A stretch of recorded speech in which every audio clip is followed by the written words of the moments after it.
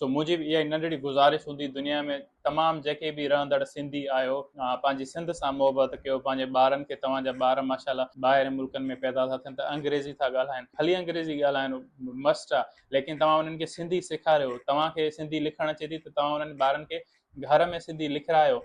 हू सिंध सां मोहबत कंदा, सिंध ईंदा, सिंध घुमंदा ॾिसंदा, पंहिंजी वतन सां मोहबत कंदा, त तव्हांजे लाइ बि हिकिड़ो प्राउड मोमेंट हूंदो त असांजे ॿार असांजे वतन सां मोहबत था कनि। तव्हां दुनिया जी जंहिं बि कुंड में आहियो, पंहिंजे ॿारनि सां सिंधी में ॻाल्हायो। घर में काफ़ी ॿार अंग्रेज़ी पाण में ॻाल्हाईंदा आहिनि, तव्हां उन्हनि खे चओ त पाण में सिंधी ॻाल्हाइनि। सिंधी मस्ट लैंग्वेज आहे, असां सिंधी आहियूं। असां चाहे बि अंग्रेज़ या चाहे बि ॿी का क़ौम नथा थी सघूं, असां सिंधी आहियूं। भली जेतिरियूं बि असां ॿोलियूं ॻाल्हायूं, सिंधी असांखे अचणु खपे। असां पंहिंजे ॿारनि खे, तव्हां इहो ॾिसो, तव्हांजे ॿारनि खे अंग्रेज़ी हीरोज़ या ॿियनि हीरोज़ जी ख़बर हूंदी, तव्हांजे घणनि ॿारनि खे सिंधी हीरोज़ जी ख़बर हूंदी।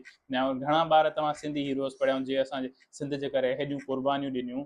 जीअं असां सिंध में रहूं था, असां थोरी जेतिरी बि असां वटि ख़ुशहाली आहे, हुन जी सेक्रीफाइसिस जे करे आहे, हुन जी क़ुर्बानीुनि जे करे आहे। त ॿारनि खे पंहिंजे सिंधी हीरोज़ जे बारे में पढ़ायो, ॿारनि खे पंहिंजी सिंधी लैंग्वेज सेखारियो। त उमेदु आहे त तव्हांखे